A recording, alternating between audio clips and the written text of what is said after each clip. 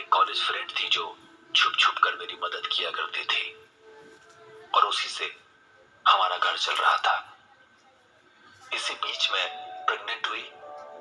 मुझे लगा शायद अब गगन थोड़ी जिम्मेदारी दिखाएगा, लेकिन नहीं, बल्कि वो कुछ और ज्यादा ही लापरवाह हो गया। जब भी पैसे की जरूरत होती तो बोलता, अपने घर वालों से मांग लो ना। धीरे धीरे गगन की हरकतें बढ़ने लगी, हमारे झगड़े बढ़ने लगे और फिर एक दिन प्रेगनेंसी की हालत में उसका मुझ पे हाथ उठाना। पता नहीं कहां चला गया वो सच्चा प्यार, वो वादे, तुम्हारे लिए जान दे दूंगा, ये कर दूंगा, वो कर दूंगा, सब झूठ, सब फरेब। हालात बेकाबू हो चुके थे और एक दिन परेशान होकर मैं घर से निकल गई। लेकिन कहां जाऊं? सारे रास्ते बंद हो चुके थे या मैंने खुद बंद कर लिए थे। मैं 6 मंथ प्रेग्नेंट थी, फिर भी घर से निकल गई। गर्मियों के दिन थे, एक बस स्टॉप पर जाकर बैठ गई। आंसू थम नहीं रहे थे मेरे। बस स्टॉप पर बैठे बैठे सुबह से शाम हो गई। न कुछ खाने को था, न कोई ठिकाना। जाऊं तो जाऊं कहां? एक बार तो मरने को भी जी किया, लेकिन फिर पेट में पल रही नन्ही जान की खातिर खुद को संभाला। बैठे बैठे रात के करीब 8 बज गए थे और तभी बस स्टॉप पर एक महिला पुलिस कांस्टेबल मेरे पास आई और मुझसे पूछने लगी कि तुम सुबह से यहां बैठी हो, तुम्हें जाना कहां है?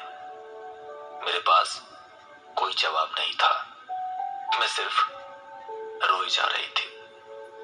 महिला कांस्टेबल ये समझ गई कि जरूर कोई ना कोई फैमिली मैटर है।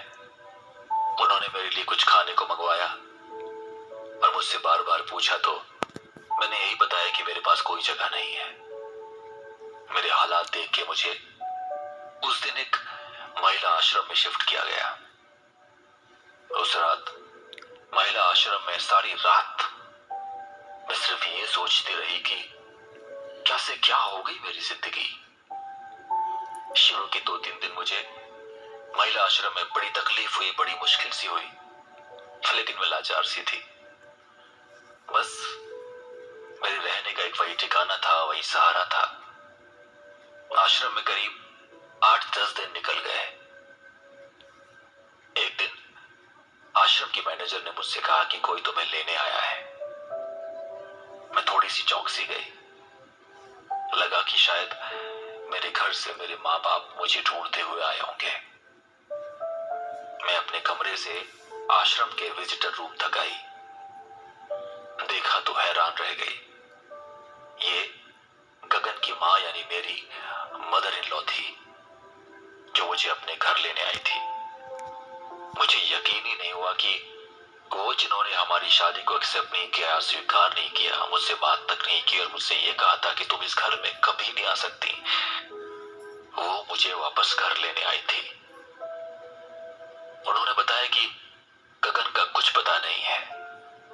कल एक महिला पुलिस कांस्टेबल मेरे पास आई और मुझे सब कुछ बताया। भले ही मैं इस शादी के लिए तैयार नहीं थी बेटा, मुझे नहीं पता गगन कहाँ है, क्या कर रहा है, लेकिन अब तुम और तुम्हारे पेट में पल रहा ये बच्चा हमारी जिम्मेदारी है। मैं पहली बार अपने उस ससुराल गई जहां मेरा पति था ही नहीं। 3 महीने बाद मुझे एक बेटी हुई। मेरी हर तकलीफ में मेरी मदर इन लॉ मेरे साथ रही है। मैं और मेरी बेटी अगर आज जिंदा है तो सिर्फ मेरी सास की वजह से, जो दरअसल अब मेरी मां से बढ़कर है। 6 साल हो चुके हैं, 6 साल। सुना है गगन कहीं और दूसरी महिला के साथ रहता है। एक दिन मेरी सासू मां ने मुझसे कहा कि मेरी उम्र ही क्या है, मैं दूसरी शादी कर लूं। मैंने हंसते हुए कहा, दूसरी शादी के बाद शायद पति अच्छा मिल जाए, लेकिन आपके जैसी सासू मां कहां मिलेगी। आज की ये सच्ची कहानी अगर आपको अच्छी लगी हो या इस कहानी के साथ आपने खुद को कनेक्ट किया हो तो मुझे जरूर बताइए। ईमेल कीजिए podcast@myradiocity.com पर। सब्जेक्ट लाइन में लिखिए जाने भी जिंदगी। मेरा नाम है संजल। शुक्रिया भारत। Radio city podcast. कुछ बिजनेस